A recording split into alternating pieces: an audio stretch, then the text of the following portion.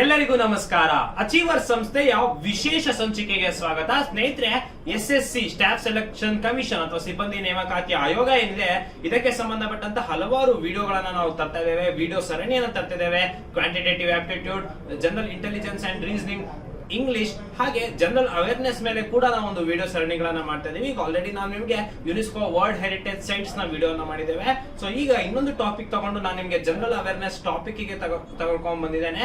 So ನೋಡಿ ಸ್ನೇಹಿತರೆ, ಇದು ಕೇವಲ SSC ಎಕ್ಸಾಮ್ಸ್ ಅಂತ ಅಲ್ಲ, ಓವರ್ ಆಲ್ ಆಗಿ ಎಲ್ಲ ಎಕ್ಸಾಮ್ಸ್ ಗೂ ಬಹಳ ಹೆಲ್ಪ್ಫುಲ್ ಆಗಿರುತ್ತೆ. ಹಾಗೆ ಪ್ರಮುಖವಾಗಿ SSC ಎಕ್ಸಾಮ್ಸ್ ಗೆ ಕಾರಣ ಒಂದು ಹ್ಯಾಂಡಿ ಆಗಿ ಬರುತ್ತೆ. ಸೊ ನಾನು ಇವತ್ತು ಯಾವ ಟಾಪಿಕ್ ಅನ್ನು ತಗೊಬಂದಿದ್ದೀನಿ ಅಂತ ಹೇಳಿದ್ರೆ, British governors and viceroys in India ಅಂತ ಹೇಳ್ಬಿಟ್ಟು. ನೋಡಿ, ಮಾಡರ್ನ್ ಇಂಡಿಯನ್ ಹಿಸ್ಟ್ರಿ ಏನಿದೆ ಬಹಳ ಪ್ರಮುಖ ಟಾಪಿಕ್. ನೀವು ಯಾವುದೇ ಒಂದು ಸ್ಪರ್ಧಾತ್ಮಕ ಪರೀಕ್ಷೆ ಬರೀತಿದ್ದೀರಾ ಅಂದ್ರೆ ಮಾಡರ್ನ್ ಇಂಡಿಯನ್ ಹಿಸ್ಟ್ರಿಯಿಂದಾನೇ ಹೆಚ್ಚು ಪ್ರಶ್ನೆಗಳನ್ನ ಕೇಳಲಾಗುತ್ತೆ. ಸೊ ಹಾಗಾಗಿ ಮಾಡರ್ನ್ ಇಂಡಿಯನ್ ಹಿಸ್ಟ್ರಿಯಲ್ಲಿ ಬರುವಂತಹ ಈ ಬ್ರಿಟಿಷ್ ಗವರ್ನರ್ಸ್ ಮತ್ತು ವೈಸ್ ರಾಯ್ಸ್ ಏನಿದ್ದಾರೆ, ಸೊ ಅದನ್ನು ಒಬ್ಬೊಬ್ಬರನ್ನಾಗಿ ತೆಗೆದುಕೊಂಡು ಸೊ ಅವರ ಟೈಮ್ ಅಲ್ಲಿ ಕಾಲಘಟ್ಟದಲ್ಲಿ ಏನೇನು ಅಚೀವ್ಮೆಂಟ್ಸ್ ನ ಮಾಡಿದ್ದಾರೆ ಅಥವಾ ಏನೇನ ಪಾಯಿಂಟ್ಸ್ ಇದೆ ಅಂತ ಹೇಳ್ಬಿಟ್ಟು ನಾವು ನೋಡ್ಕೊಳ್ತಾ ಹೋಗೋಣ. ಸೊ ಮೊದಲನೇ ಸಂಚಿಕೆಯಲ್ಲಿ ಇದು ತುಂಬಾ ಜನ ಇರೋದ್ರಿಂದ ನಾವು ಮೊದಲನೇದ್ರಲ್ಲಿ ಗವರ್ನರ್ ಜನರಲ್ಸ್ ಅನ್ನ ಓದೋಣ. ಎರಡನೇ ಸಂಚಿಕೆಯಲ್ಲಿ ವೈಸ್ ರಾಯ್ಸ್ ಅನ್ನ ಓದ್ತಾ ಹೋಗೋಣ. ಮೊಟ್ಟ ಮೊದಲನೇದಾಗಿ ಗವರ್ನರ್ ಜನರಲ್ ಅನ್ನು ಓದೋಣ. ನೋಡಿ ಸ್ನೇಹಿತರೆ, who is the first governor general of Bengal ಅಂತ ನಿಮಗೆ ಪ್ರಶ್ನೆ ಬರ್ಬೋದು. Who is the first governor general of Bengal ಅಂತ ಹೇಳ್ಬಿಟ್ಟು ಅದು ವ್ಯಾರನ್ ಹೇಸ್ಟಿಂಗ್ಸ್ ಆಗಿರ್ತಾರೆ. ಸೊ ಇವರ ಬಗ್ಗೆ ಇವಾಗ ನಾವು ಓದ್ತಾ ಹೋಗೋಣ. ಸೊ ವ್ಯಾರನ್ ಹೇಸ್ಟಿಂಗ್ಸ್ ನೀವು ಟೈಮ್ ಲೈನ್ ಇಲ್ಲಿ ಹಾಕಿದ್ದೀನಿ 1773 ಇಂದ 1785 ತನಕ. ಸೊ ಇವರ ಕಾಲಘಟ್ಟದಲ್ಲಿ ಏನೇನಾಯ್ತು ಅಂತ. ಸೊ ಇವ್ರದ್ದು ಸ್ವಲ್ಪ ಹೆಚ್ಚು ಪಾಯಿಂಟ್ಸ್ ಇದೆ ವ್ಯಾರನ್ ಹೇಸ್ಟಿಂಗ್ಸ್ ಅವ್ರದ್ದು. ಸೊ ನೋಡ್ತಾ ಹೋಗೋಣ. ಮೊದಲನೇದು ವ್ಯಾರನ್ ಹೇಸ್ಟಿಂಗ್ಸ್ ಕಾಲದಲ್ಲಿ ರೆಗ್ಯುಲೇಟಿಂಗ್ ಆಕ್ಟ್ ಆಫ್ 1773 ಏನಿದೆ, ಸೊ ಅದು ವ್ಯಾರನ್ ಹೇಸ್ಟಿಂಗ್ಸ್ ಟೈಮ್ ಲೈನ್ ಅಲ್ಲಿ ಬಂದಿತ್ತು. ಇನ್ನು ಸುಪ್ರೀಂ ಕೌನ್ಸಿಲ್ ಆಫ್ ಬೆಂಗಾಲ್ ಆಗಿದೆ. Supreme court judicature at Fort William was established in 1774. ನಿಮ್ಗೆ ನೆನಪಲ್ಲಿರಲಿ, 773ಕ್ಕೆ ರೆಗ್ಯುಲೇಟಿಂಗ್ ಆಕ್ಟ್ ಆಗುತ್ತೆ, 74ಕ್ಕೆ ಸುಪ್ರೀಂ ಕೋರ್ಟ್ ನ ಫೋರ್ಟ್ ವಿಲಿಯಂ ಅಲ್ಲಿ ಎಸ್ಟಾಬ್ಲಿಷ್ ಮಾಡ್ತಾರೆ. ಇನ್ನು Rohilla war of first Rohilla war ಅಂತ ಕರಿತೀವಿ, 1774 ಅಲ್ಲಿ ಆಗುತ್ತೆ. ಇನ್ನು ಆಕ್ಟ್ ಆಫ್ 1781 ನೋಡಿ, ಏನು ಒಂದು ರೆಗ್ಯುಲೇಟಿಂಗ್ ಆಕ್ಟ್ ಆಗುತ್ತೆ, ಅದಕ್ಕೊಂದು ತಿದ್ದುಪಡಿ, ಒಂದು ಅಮೆಂಡ್ಮೆಂಟ್ ಆಕ್ಟ್ ಕೂಡ ಬರುತ್ತೆ. ಅದು ಜಾಸ್ತಿ ಜನ ಓದೋದಿಲ್ಲ, ಅದು 81 ಗೆ ಬರುತ್ತೆ. ಅದಾದ್ಮೇಲೆ 84 ಗೆ ಪಿಟ್ಸ್ ಇಂಡಿಯಾ ಆಕ್ಟ್ ಬರುತ್ತೆ. ಸೊ ಈ ರೆಗ್ಯುಲೇಟಿಂಗ್ ಆಕ್ಟ್ ನಂತರದಲ್ಲಿ 81 ಗೆ ಇನ್ನೊಂದು ಆಕ್ಟ್ ಬರುತ್ತೆ. ಇದರಲ್ಲಿ ಗವರ್ನರ್ ಜನರಲ್ ಇನ್ ಕೌನ್ಸಿಲ್ ಮತ್ತೆ ಸುಪ್ರೀಂ ಕೋರ್ಟ್ ಎಟ್ ಕಲ್ಕತ್ತಾ ಡಿವೈಡ್ ಮಾಡ್ತಾರೆ. ಏಷಿಯಾಟಿಕ್ ಸೊಸೈಟಿ ಆಫ್ ಬೆಂಗಾಲ್ 1784 ಗೆ ಇದು ಬಹಳ ಪ್ರಮುಖ. ಯಾಕಂತ ಹೇಳಿದ್ರೆ ನಮ್ಮ ಇಂಡಿಯಾಲಜಿ ಅಥವಾ ಸ್ಟಡಿ ಆಫ್ ಇಂಡಿಯಾ ಅಂತ ಏನ್ ಕರಿತೇವೆ, ಪ್ರಾರಂಭ ಆಗೋದು ಏಷಿಯಾಟಿಕ್ ಸೊಸೈಟಿ ಆಫ್ ಬೆಂಗಾಲ್ ಇಂದ 1784 ಗೆ ಇವರ ಅಡಿಯಲ್ಲಿ. ಇನ್ನು ಪಿಟ್ಸ್ ಇಂಡಿಯಾ ಆಕ್ಟ್ ಆಫ್ 1784 ಮತ್ತೆ ಮೊಘಲ್ ಪೆನ್ಷನ್ ಟು ಶಾ ಆಲಂ 2 ಅಂದ್ರೆ ಏನು ಮೊಘಲ್ಸ್ ಗೆ ಪೆನ್ಷನ್ ಹೋಗ್ತಾ ಇರುತ್ತೆ ಶಾ ಆಲಂ 2 ಗೆ, ಸೊ ಅದನ್ನ ಸ್ಟಾಪ್ ಮಾಡ್ತಾರೆ ವ್ಯಾರನ್ ಹೇಸ್ಟಿಂಗ್ಸ್ ಇವರ ಟೈಮ್ ಲೈನ್ ಅಲ್ಲಿ. ಇನ್ನು abolish dual system in Bengal which was introduced by Robert Clive ಏನು ಈ ಡ್ಯೂಯಲ್ ಸಿಸ್ಟಮ್ ಅನ್ನ ತಂದಿರ್ತಾರೆ ಬೆಂಗಾಲ್ ನಲ್ಲಿ, ಅದನ್ನ ಅಬಾಲಿಷ್ ಮಾಡ್ತಾರೆ. ನಾವಿಲ್ಲಿ ಗವರ್ನರ್ ಜನರಲ್ಸ್ ಬಗ್ಗೆ ಓದ್ತಾ ಇದೀವಿ, ಮೊದಲನೇದಾಗಿ ವ್ಯಾರನ್ ಹೇಸ್ಟಿಂಗ್ಸ್ ಬಗ್ಗೆ ಓದ್ತಾ ಇದ್ವಿ. ಸೊ ಅಷ್ಟೇ ಅಲ್ಲದೆ ಇವ್ರದ್ದು ಇನ್ನೂ ಎಷ್ಟೋ ಪಾಯಿಂಟ್ಸ್ ಇದೆ, ನೋಡ್ತಾ ಹೋಗೋಣ. ನೋಡಿ, first Indian news paper publish ಆಗಿದೆ ಯಾವುದು ಅಂತ ಹೇಳಿದ್ರೆ ಹಿಕ್ಕೀಸ್ ಬೆಂಗಾಲ್ ಗೆಜೆಟ್ ಅಂತ ಹೇಳ್ಬಿಟ್ಟು ಕರಿತೀವಿ. ಬೆಂಗಾಲ್ ಗೆಜೆಟ್ ನಿಮ್ಗೆ ಗೊತ್ತಿರುತ್ತೆ, 1780 ಅಲ್ಲಿ ಬರುತ್ತೆ, ಇವರ ಟೈಮ್ ಲೈನ್ ಅಲ್ಲಿ ಆಗುತ್ತೆ. First Maratha war in 75 and 82, treaty of Salbai in 1782 ಆಗುತ್ತೆ. ಸೆಕೆಂಡ್ ಆಂಗ್ಲೋ ಮೈಸೂರ್ ವಾರ್ 1780 ಇಂದ 84 ನಿಮ್ಗೆ ಗೊತ್ತಿರಲಿ, ಹೈದರ್ ಅಲಿ ವರ್ಸಸ್ ನಮ್ಮ ಇಂಗ್ಲಿಷ್ ಇದಾಗುತ್ತೆ. So second Anglo Mysore war 1780 ಇಂದ 84 ತನಕ. Policy of ring fence, Calcutta Madrasa was founded, Aligarh university ಅಂತ ಹೇಳ್ತೇವೆ. ಕ್ರಿಯೇಷನ್ ಆಫ್ ಕಲೆಕ್ಟರ್ ಪೋಸ್ಟ್ ಅಂದ್ರೆ ಒಂದು ಕಲೆಕ್ಟರ್ ಪೋಸ್ಟ್ ಅನ್ನ ಒಂದು ಕ್ರಿಯೇಟ್ ಮಾಡ್ತಾರೆ. He become the first governor general to be prosecuted for impeachment as a consequent for involvement in Rohilla war ಅಂತ ಹೇಳ್ಬಿಟ್ಟು. ಅಂದ್ರೆ ಮೊಟ್ಟ ಮೊದಲ ಗವರ್ನರ್ ಜನರಲ್ ಇಂಪೀಚ್ಮೆಂಟ್ ಆಗಿ ಹೊರ ತಂದಿದ್ದು ಅಂತ ಹೇಳ್ಬಿಟ್ಟು. ಇಂಪೀಚ್ಮೆಂಟ್ ಅಂದ್ರೆ ಪದವಿಯಿಂದ ತೆಗೆದು ಹಾಕಲಾಗುವುದು ಅಂತ ಹೇಳ್ತಾರೆ. ಸೊ ಆತರ ಮೊಟ್ಟ ಮೊದಲ ಗವರ್ನರ್ ಜನರಲ್ ಸೊ ಇಂಪೀಚ್ಮೆಂಟ್ ಮುಖಾಂತರ ತೆಗಿತಾರೆ. ಯಾಕಂದ್ರೆ ಕಾನ್ಸಿಕ್ವೆನ್ಸಸ್ ಆಫ್ ರೋಹಿಲ್ಲಾ ವಾರ್ ಇಂದ ಅಂತ ಹೇಳ್ಬಿಟ್ಟು. ಇನ್ನು English translation of Bhagavad Gita by Charles Wilkins ಮತ್ತೆ ಮಹಾರಾಜ ಆಫ್ ಬೆನಾರಸ್ ಮತ್ತೆ which led Hasting subsequent impeachment in England ಅಂತ ಹೇಳ್ಬಿಟ್ಟು ಭಗವದ್ಗೀತಾನ ಇಂಗ್ಲಿಷ್ ಟ್ರಾನ್ಸ್ಲೇಷನ್ ಕೂಡ ಇವ್ರ ಟೈಮ್ ಲೈನ್ ಅಲ್ಲಿ ಆಗುತ್ತೆ. ಸೊ ನಾವು ಈ ಪಾಯಿಂಟ್ಸ್ ತರ ಏನು ಓದ್ಕೊಂಡು ಹೋಗ್ತಾ ಇದೀವಿ, ಇದೇ ತರ ನಾವು ಎಲ್ಲ ಪ್ರತಿಯೊಬ್ಬರದು ಗವರ್ನರ್ ಜನರಲ್ ಮತ್ತೆ ವೈಸ್ ರಾಯ್ಸ್ ನಾವು ಇವತ್ತಿನ ಸಂಚಿಕೆಯಲ್ಲಿ ನೋಡ್ಕೊಳ್ತಾ ಹೋಗೋಣ. ಸೊ ವ್ಯಾರನ್ ಹೇಸ್ಟಿಂಗ್ಸ್ ಬಗ್ಗೆ ನಿಮ್ಗೆ ಪಾಯಿಂಟ್ಸ್ ನೋಟ್ ಡೌನ್ ಮಾಡ್ಕೊಂಡ್ರಿ ಅಂತ ಅನ್ಕೊಳ್ತೀನಿ. ಇಲ್ಲ ಅಂತ ಹೇಳಿದ್ರೆ ಪಾಸ್ ಮಾಡಿ ನೀವು ಪಾಯಿಂಟ್ಸ್ ಅನ್ನ ನೋಟ್ ಡೌನ್ ಮಾಡ್ಕೊಳ್ಬಹುದು. ಮುಂದಿನ ಗವರ್ನರ್ ಜನರಲ್ ಗೆ ಹೋಗೋಣ. ಗವರ್ನರ್ ಜನರಲ್ ಯಾರು ಅಂತ ಹೇಳಿದ್ರೆ ಲಾರ್ಡ್ ಕಾರ್ನ್ವಾಲಿಸ್. ನೋಡಿ ಸ್ನೇಹಿತರೆ, ಒಂದು ನೀವು ಕನ್ಫ್ಯೂಸ್ ಆಗ್ಬೋದು. ಸೊ ಒಂದು ಹೆಸರಿನವರು 2-3 ಜನ ಇರ್ತಾರೆ. ಸೊ ಆಗ ನೀವು ಗಮನಿಸಬೇಕಾಗತ್ತೆ ಯಾವ ಟೈಮ್ ಲೈನ್ ಅಲ್ಲಿ ಅವ್ರು ಇದ್ರು ಅಂತ ಹೇಳ್ಬಿಟ್ಟು.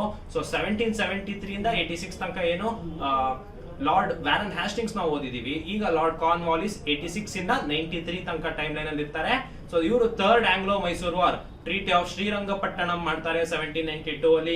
ನೆನಪಲ್ಲಿರ್ಲಿ, ಎರಡನೇ ಆಂಗ್ಲೋ ಮೈಸೂರು ಯುದ್ಧದಲ್ಲಿ ಹೈದರ್ ಅಲಿ ಬೆನ್ನುಪಾಣಿ ಕ್ಯಾನ್ಸರ್ ಇಂದ ತೀರೋಗ್ತಾರೆ. ಸೊ ಅದಾದ ನಂತರ ಟಿಪ್ಪು ಸುಲ್ತಾನ್ ಮೂರನೇ ಆಂಗ್ಲೋ ಮೈಸೂರು ಯುದ್ಧದಲ್ಲಿ ಪಾಲ್ಗೊಳ್ತಾರೆ. ಸೊ ಮೂರನೇ ಆಂಗ್ಲೋ ಮೈಸೂರು ಯುದ್ಧ ಟಿಪ್ಪು ಸುಲ್ತಾನ್ ಸೋಲೋದ್ರಿಂದ ಶ್ರೀರಂಗಪಟ್ಟಣದ ಆ ಒಂದು ಟ್ರೀಟಿ ಆಗತ್ತೆ ಅಥವಾ ಒಂದು ಒಪ್ಪಂದ ಆಗತ್ತೆ. ಅದ್ರ ಪ್ರಕಾರ ಅವರು ಬ್ರಿಟಿಷರಿಗೆ ಯುದ್ಧದ ವೆಚ್ಚವನ್ನ ಭರಿಸಬೇಕಾಗತ್ತೆ, 3 ಕೋಟಿ ರೂಪಾಯಿ. ಹಾಗೆ ತನ್ನ ಮಕ್ಕಳನ್ನ ಕೊಡ್ಬೇಕಾಗತ್ತೆ ಟಿಪ್ಪು ಸುಲ್ತಾನ್. ಸೊ ಇದು ಥರ್ಡ್ ಆಂಗ್ಲೋ ಮೈಸೂರು ವಾರ್. ಆ ಟೈಮ್ ಅಲ್ಲಿ ಇದ್ದವ್ರು ಯಾರು ಅಂತ ಹೇಳಿದ್ರೆ ಲಾರ್ಡ್ ಕಾರ್ನ್ವಾಲಿಸ್. ಇನ್ನು ಕಾರ್ನ್ವಾಲಿಸ್ ಕೋಡ್ ಅಂತ ಹೇಳ್ಬಿಟ್ಟು 1793 ಗೆ ತಗೊಬರ್ತಾರೆ.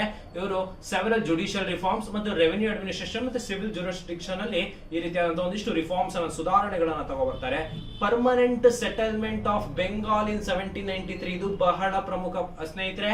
ಪರ್ಮನೆಂಟ್ ಸೆಟಲ್ಮೆಂಟ್ ಅನ್ನ ತೆಗೆದುಕೊಂಡ್ಬರ್ತಾರೆ. ಹಾಗೇನೆ Europeanisation of administrative machinery and introduction of civil services ಅಂತ ಹೇಳಿ. ಸ್ನೇಹಿತರೆ, introduction of civil services exams ಅನ್ನ ಇಂಟ್ರೊಡ್ಯೂಸ್ ಮಾಡ್ತಾರೆ. ಅದೇ ಟೈಮಿಗೆ establishment of lower courts and appellate courts ಅಂತ ಹೇಳ್ತೀವಿ. ಅಂದ್ರೆ ಚಿಕ್ಕ ಏನು ಸುಪ್ರೀಂ ಕೋರ್ಟ್ ಅನ್ನೋದೊಂದಿತ್ತು, ಅದೇ ತರ ಲೋವರ್ ಕೋರ್ಟ್ಸ್ ಮತ್ತೆ ಅಪೀಲೇಟ್ ಕೋರ್ಟ್ಸ್ ಅನ್ನ ಇವರ ಟೈಮ್ ಲೈನ್ ಅಲ್ಲಿ ಆಗುತ್ತೆ. ಜೊತೆಗೆ ಸಂಸ್ಕೃತ್ ವಿದ್ಯಾಲಯ ಅಟ್ ಬೆನಾರಸ್, ಈಗ ವಾರಣಾಸಿಯಲ್ಲಿದೆ, established by Jonathan Duncan, then governor general of Bombay ಅಂತ ಕರಿತೇವೆ. ಮತ್ತೆ ಇಂಟ್ರೊಡಕ್ಷನ್ ಆಫ್ ಸನ್ಸೆಟ್ ಲಾ ಅಂತ ಹೇಳ್ಬಿಟ್ಟು ಸನ್ಸೆಟ್ ಲಾ ನ ಇಂಟ್ರೊಡ್ಯೂಸ್ ಮಾಡ್ತಾರೆ. ಇದಿಷ್ಟು ಪಾಯಿಂಟ್ಸ್ ಯಾರ್ದಾಗಿತ್ತು ಅಂದ್ರೆ ಲಾರ್ಡ್ ಕಾರ್ನ್ವಾಲಿಸ್ ಆಗಿತ್ತು. ಸೊ ನೆಕ್ಸ್ಟ್ ಗವರ್ನರ್ ಜನರಲ್ ಆಗಿದ್ದವ್ರು ಯಾರು ಅಂತ ಹೇಳಿದ್ರೆ ಸರ್ ಜಾನ್ ಶೋರ್ ಅಂತ ಹೇಳ್ಬಿಟ್ಟು 1793 ಇಂದ 1798 ವರೆಗೆ ಇವರು ಗವರ್ನರ್ ಜನರಲ್ ಆಗಿರ್ತಾರೆ. ಇವರ ಟೈಮ್ ಅಲ್ಲಿ charter act of 1793, second Rohilla war of 1794, battle of Kharda between Nizam and Marathas, battle of Kharda ಕೂಡ ಆ ಟೈಮ್ ಲೈನ್ ಅಲ್ಲಿ ಸರ್ ಜಾನ್ ಶೋರ್ ಇರ್ತಾರೆ. ಸೊ ನಿಮಗೆ ಪ್ರಶ್ನೆ ಕೇಳಿದ್ರು ಅಂದ್ರೆ ಅಥವಾ ಇದ್ರ ಮೇಲೆ ಪ್ರಶ್ನೆ ಬಂತು ಅಂತ ಹೇಳಿದ್ರೆ ನೀವು ಇದನ್ನ ಸೂಕ್ತವಾಗಿ ಉತ್ತರಿಸಬಹುದು. ನೆಕ್ಸ್ಟ್ ಬರುವಂತಹ ಪ್ರಮುಖ ಗವರ್ನರ್ ಜನರಲ್ ಯಾರು ಅಂದ್ರೆ ಲಾರ್ಡ್ ವೆಲ್ಲೆಸ್ಲಿ ಅಂತ ಹೇಳ್ಬಿಟ್ಟು 1790 ಇಂದ 1805 ವರೆಗೆ. ಇವರ ಟೈಮ್ ಅಲ್ಲಿ ಪ್ರಮುಖವಾಗಿ ಸಬ್ಸಿಡಿಯರಿ ಅಲಯನ್ಸ್, ಸಹಾಯಕ ಸೈನ್ಯ ಪದ್ಧತಿ ಅಂತ ಏನ್ ಕರಿತೇವೆ, ಸೊ ಅದನ್ನ ಇಂಟ್ರೊಡಕ್ಷನ್ ಮಾಡ್ತಾರೆ 1798 ಅಲ್ಲಿ. ಅದ್ರ ಪ್ರಕಾರ ನಿಜಾಮ್ ಆಫ್ ಹೈದರಾಬಾದ್ ಮೊಟ್ಟ ಮೊದಲ ಬಾರಿಗೆ ಸಬ್ಸಿಡಿಯರಿ ಅಲಯನ್ಸ್ ಅನ್ನ ಸೈನ್ ಮಾಡ್ತಾರೆ. ಅದೇ ಟೈಮ್ ಅಲ್ಲಿ 3 ಆಂಗ್ಲೋ ಮೈಸೂರು ಯುದ್ಧ ಆಗಿರುತ್ತೆ. ಸೊ ಟಿಪ್ಪು ಸುಲ್ತಾನರಿಗೆ ಪ್ರೆಷರೈಸ್ ಮಾಡ್ತಾ ಇರ್ತಾರೆ, ಈ ಸಬ್ಸಿಡಿಯರಿ ಅಲಯನ್ಸ್ ಅಥವಾ ಸಹಾಯಕ ಸೈನ್ಯ ಪದ್ಧತಿ ಏನಿದೆ ಇದನ್ನ ಸಿಗ್ನೇಚರ್ ಮಾಡಿ ಅಂತ ಹೇಳ್ಬಿಟ್ಟು. ಸೊ ಆಗ 4ನೇ ಆಂಗ್ಲೋ ಮೈಸೂರು ಯುದ್ಧ 1799 ಗೆ ಆಗುತ್ತೆ. ಇದರಲ್ಲಿ ಟಿಪ್ಪು ಸುಲ್ತಾನ್ ಅವರು ಏನು ಬೆಂಗಳೂರು ಕದನ, ಮಳವಳ್ಳಿ ಕದನ ಮತ್ತು ಶ್ರೀರಂಗಪಟ್ಟಣ ಕದನದಲ್ಲಿ ಸೋಲ್ತಾರೆ. 1799 ಗೆ ಟಿಪ್ಪು ಸುಲ್ತಾನ್ ಸಾಯ್ತಾರೆ.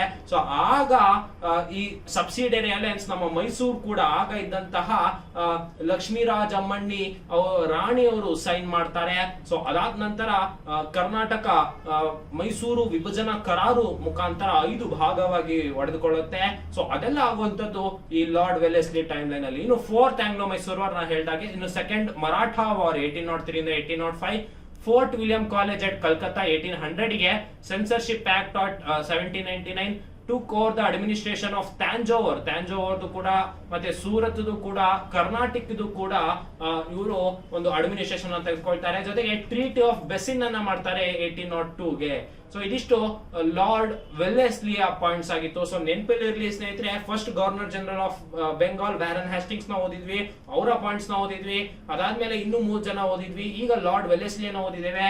ಸೊ ಮುಂದಿನ ಗವರ್ನರ್ ಜನರಲ್ ಅನ್ನ ಓದೋಣ. ಮುಂದಿನ ಗವರ್ನರ್ ಜನರಲ್ ಯಾರು ಅಂತ ಹೇಳಿದ್ರೆ ಸರ್ ಜಾರ್ಜ್ ಬರ್ಲೋ ಅಂತ ಹೇಳ್ಬಿಟ್ಟು. So introduction of subsidiary alliance system, first alliance with Nizam of Hyderabad, 4th Anglo Mysore war.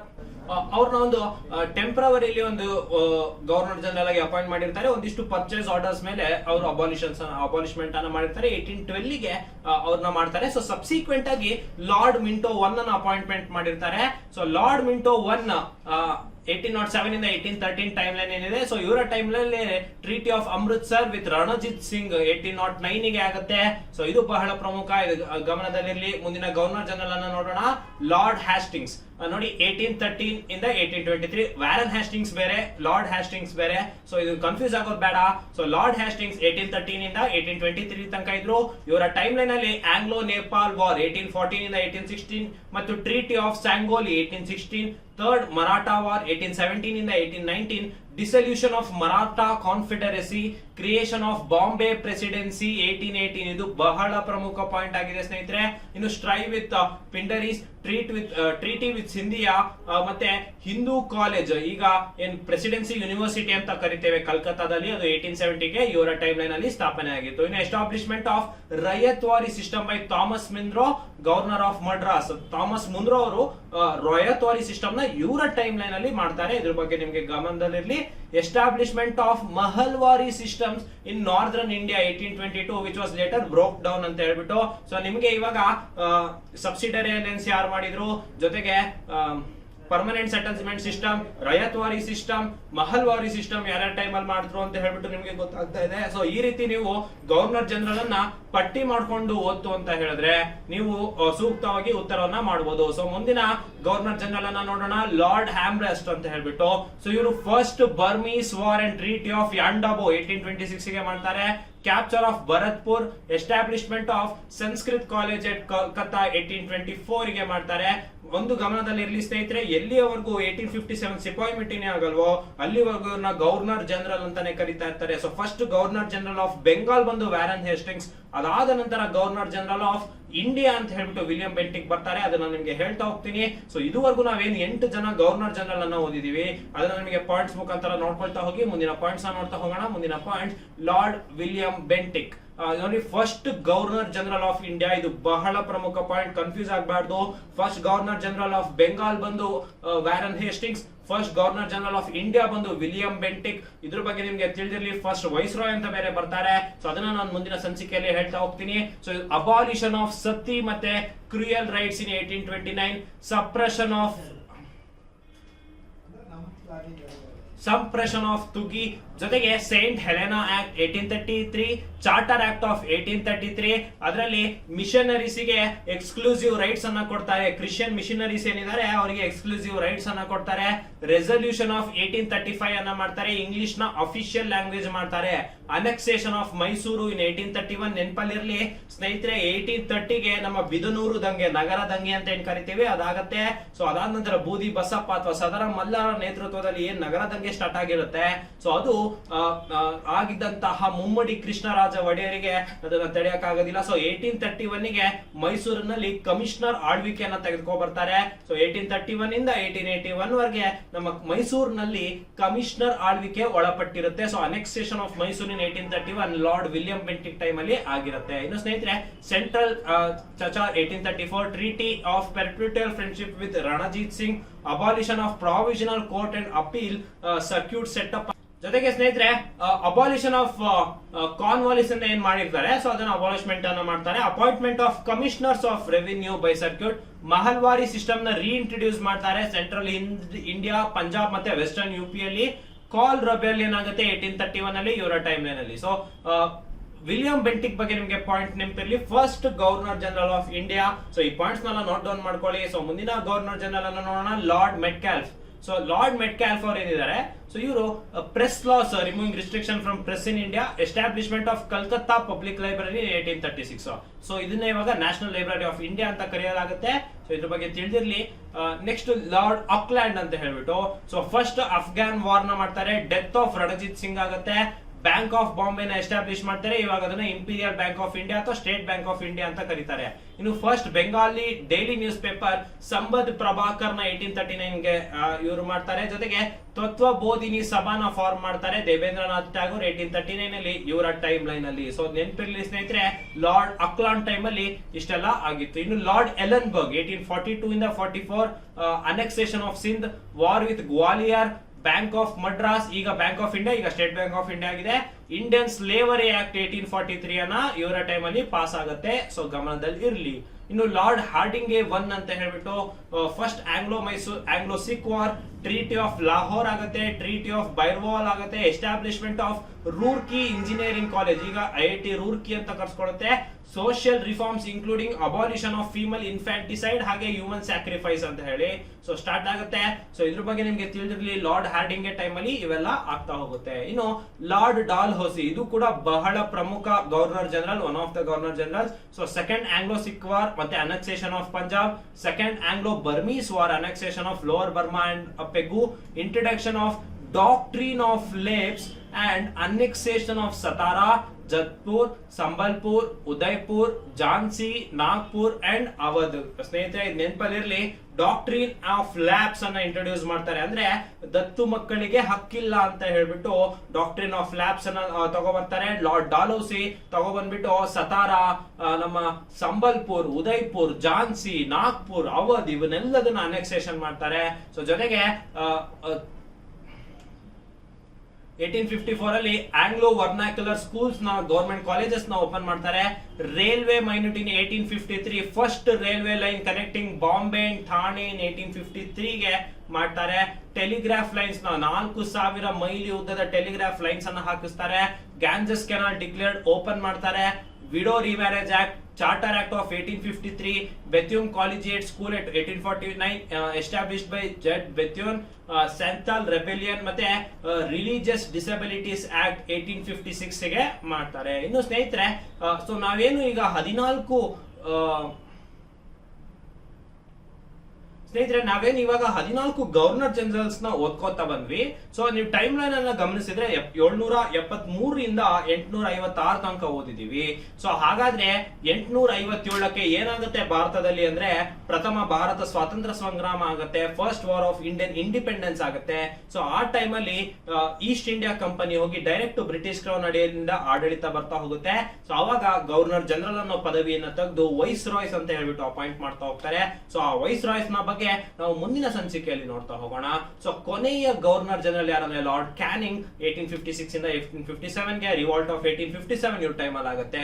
So establishment of 3 universities, Calcutta, Madras ಮತ್ತು ಬಾಂಬೆಯಲ್ಲಿ ಒಂದು ಯೂನಿವರ್ಸಿಟೀಸ್ ನ ಲಾರ್ಡ್ ಕ್ಯಾನಿಂಗ್ ಮಾಡಿರ್ತಾರೆ. ಸ್ನೇಹಿತರೆ, ನಾನು ನಿಮಗೆ ಒಂದೇ ಸಂಚಿಕೆಯಲ್ಲಿ ಎಲ್ಲ ಗವರ್ನರ್ ಜನರಲ್ ಗಳನ್ನ ಮಾಹಿತಿಯನ್ನು ತೆಗೆದುಕೊ ಬರ್ಲಿಕ್ಕೆ ಪ್ರಯತ್ನವನ್ನ ಮಾಡಿದ್ದೇನೆ. ಇದು ನಿಮಗೆ ಎಲ್ಲ SSC ಎಕ್ಸಾಮ್ಸ್ ಹಾಗೆ ಎಲ್ಲ ರೀತಿಯಾದಂತಹ ಸ್ಪರ್ಧಾತ್ಮಕ ಪರೀಕ್ಷೆಗಳಿಗೆ ಇದು ಉಪಯುಕ್ತವಾಗಿರುತ್ತೆ. ಸೊ ನೀವು ಇನ್ನೊಮ್ಮೆ ಬೇಕಾದ್ರೆ ವಿಡಿಯೋನ ಪಾಸ್ ಮಾಡಿ ಅದು ಸಂಬಂಧಪಟ್ಟಂತ ಪಾಯಿಂಟ್ಸ್ ಅನ್ನ ಬರ್ಕೊಳ್ಳಿ. ಸೊ ಅದನ್ನ ಸೂಕ್ತವಾಗಿ ರಿವಿಷನ್ ಅನ್ನ ಮಾಡಿದ್ರೆ ನಿಮಗೆ ಗವರ್ನರ್ ಜನರಲ್ಸ್ ಮೇಲೆ ಏನೇ ಪ್ರಶ್ನೆಯನ್ನ ಬಂದರೂ ಕೂಡ ನೀವು ಸೂಕ್ತವಾಗಿ ಉತ್ತರಿಸಬಹುದಾಗಿರುತ್ತೆ ಸ್ನೇಹಿತರೆ. ಸೊ ಇನ್ನು ಮುಂದಿನ ಸಂಚಿಕೆಯಲ್ಲಿ ನಾವು ವೈಸ್ ರಾಯ್ಸ್ ಬಗ್ಗೆ ಇದೇ ತರ ಡಿಸ್ಕಸ್ ಮಾಡ್ತಾ ಹೋಗೋಣ. ಈಗ ಆಲ್ರೆಡಿ ಏನು GKದು ನಾವು ಯುನೆಸ್ಕೋ ವರ್ಲ್ಡ್ ಹೆರಿಟೇಜ್ ಸೈಟ್ಸ್ ಅನ್ನ ಡಿಸ್ಕಸ್ ಮಾಡಿದ್ದೇವೆ, ಗವರ್ನರ್ ಜನರಲ್ಸ್ ಅನ್ನ ಡಿಸ್ಕಸ್ ಮಾಡಿದ್ದೇವೆ. ಇದೇ ರೀತಿ ನಾವು SSC ಗೆ ಜನರಲ್ ಅವೇರ್ನೆಸ್ ಟಾಪಿಕ್ಸ್ ನ ಡಿಸ್ಕಸ್ ಮಾಡ್ಕೊಳ್ತಾ ಹೋಗೋಣ. ನೋಡಿ, ಅಚೀವರ್ಸ್ ಕೋಚಿಂಗ್ ಸೆಂಟರ್ ಏನಿದೆ, ಸೊ ಇದು ಎಲ್ಲಾ ತರ ಕೋರ್ಸಸ್ ನ ನಾವು ಇಲ್ಲಿ ನೀಡ್ತಾ ಇದ್ದೇವೆ. ಬ್ಯಾಂಕಿಂಗ್ ಆಗಿರ್ಬೋದು, SSC ಆಗಿರ್ಬೋದು, PGCET, diploma CET, Karnataka CET NEET, KS, PSI, PC, group C, PDO, ಈ ತರ ವಿವಿಧ ಸ್ಪರ್ಧಾತ್ಮಕ ಪರೀಕ್ಷೆಗಳಲ್ಲಿ ನಮ್ಮಲ್ಲಿ ಪ್ರತ್ಯೇಕ ಬ್ಯಾಚ್ ಗಳು ಲಭ್ಯ ಇರುತ್ತೆ. ಸೊ ಹೊಸ ಬ್ಯಾಚ್ ಗಳು ಪ್ರಾರಂಭ ಆಗ್ತಿದೆ. ಅದರ ಮಾಹಿತಿಗೆ ನೀವು ಅಚೀವರ್ಸ್ ಸಂಸ್ಥೆ, ತಿಲಕ್ ನಗರ, ಮೊದಲನೇ ಕ್ರಾಸ್, ರಾಘವೇಂದ್ರ ಸ್ವಾಮಿ ಮಠದ ರಸ್ತೆಯಲ್ಲಿ ಏನಿದೆ, ಸೊ ಇದಕ್ಕೆ ನೀವು ಭೇಟಿ ನೀಡಬಹುದು ಅಥವಾ ಸ್ಕ್ರೀನ್ ಮೇಲೆ ಕಾಣ್ತಿರುವಂತಹ ನಂಬರ್ಗೆ ನೀವು ಸಂಪರ್ಕಿಸಬಹುದು. ಇನ್ನು ಸ್ನೇಹಿತರೆ, ದೈನಂದಿನ ಕರೆಂಟ್ ಅಫೇರ್ಸ್ ನಿಮಗೆ ಬಹಳ ಪ್ರಮುಖವಾಗಿರುತ್ತೆ. ಸೊ ಯಾವುದೇ ಒಂದು ಎಕ್ಸಾಮ್ಸ್ ಬರೀತಿದ್ದೀರಾ ಅಂದ್ರೆ ಕರೆಂಟ್ ಅಫೇರ್ಸ್ ಒಂದು 5 ರಿಂದ 7 ಪ್ರಶ್ನೆಗೆ ನಿಮಗೆ ಬರುತ್ತೆ. ಸೊ ದೈನಂದಿನವಾಗಿ ನಿಮಗೆ ಕರೆಂಟ್ ಅಫೇರ್ಸ್ ಬೇಕಿದ್ದಲ್ಲಿ ಅಚೀವರ್ಸ್ ಅಕಾಡೆಮಿಯ ವೆಬ್ಸೈಟ್ ಗೆ ನೀವು ಭೇಟಿ ನೀಡಿದ್ರೆ ಈ ರೀತಿ ನೋಡಿ, ನೀತಿ ಆಯೋಗದ ನೂತನ CEO ಆಗಿ ಇತ್ತೀಚೆಗೆ ಅಪಾಯಿಂಟ್ಮೆಂಟ್ ಆಗಿದ್ದಾರೆ, ಅದರ ಬಗ್ಗೆ ಮಾಹಿತಿಯನ್ನು ಕೊಟ್ಟಿದ್ದಾರೆ. ಈ ರೀತಿ ದೈನಂದಿನವಾಗಿ ಕರೆಂಟ್ ಅಫೇರ್ಸ್ ನಿಮಗೆ ನೀಡ್ತಾ ಹೋಗ್ತೇವೆ. ಇನ್ನು ಮಾಸಿಕವಾಗಿ ಬೇಕಿದ್ರಲ್ಲಿ ನಮ್ಮ ಸ್ಪರ್ಧಾ ಅಶ್ವಮೇಧ ಮಾಸಪತ್ರಿಕೆಯನ್ನ ನೀವು ಡೌನ್ಲೋಡ್ ಮಾಡ್ಕೋಬಹುದು, ಅದು ಕೂಡ ನಮ್ಮ ವೆಬ್ಸೈಟ್ ಅಲ್ಲಿ ಲಭ್ಯ ಇದೆ. ಸ್ನೇಹಿತರೆ, ನಾನು ನಿಮ್ಗೆ ಹೇಳಿದಾಗೆ ಯಾವುದೇ ಒಂದು ಕಾನ್ಸೆಪ್ಟ್ ನ ನೀವು ಓದೋ ಅಷ್ಟೇ ಅಲ್ಲ, ನೀವು ಒಂದು ಮಾಕ್ ಟೆಸ್ಟ್ ಕೂಡ ಬಹಳ ಪ್ರಮುಖವಾಗಿರುತ್ತೆ. ಸೊ ಹಾಗಾಗಿ ಕಾನ್ಸೆಪ್ಟ್ ಟೆಸ್ಟ್ ಗಳಿಗಾಗಿ ಕೂಡ ನೀವು ಅಚೀವರ್ಸ್ ಅಕಾಡೆಮಿ ವೆಬ್ಸೈಟ್ ಅಲ್ಲಿ ಪರೀಕ್ಷಾ ಮಂದಿರಕ್ಕೆ ಭೇಟಿ ನೀಡಬಹುದು.